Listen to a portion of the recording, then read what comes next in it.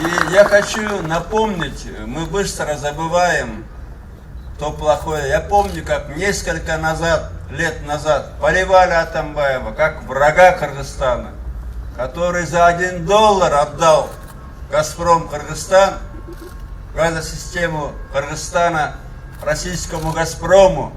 Я помню, кричал Келдебеков, почему мне не отдали за $1? Разве Келдебеков вложил бы в развитие системы $1 миллиард?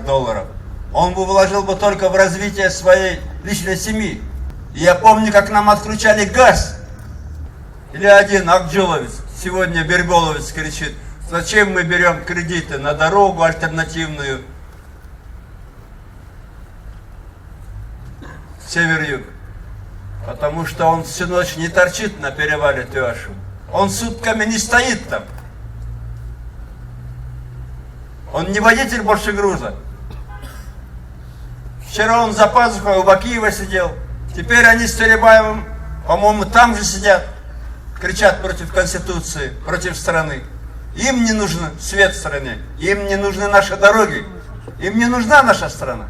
Им нужен свой мандат и набивать свои карманы. Богатеть. Когда сегодня вот эти орлы, которые молчали при Бакиеве, были на больших должностях, тот же Нарын Наиб, Аселя Турбаева, кричат, что хуже, чем при Бакиеве. Помните, как Павлюка живого выбросили, журналиста, 6-го этажа. Помните, как нанесли десятки ранений Сыргаку Абдулдаеву. Переломали обе руки, чтобы он не мог писать. Помните. Надо помнить.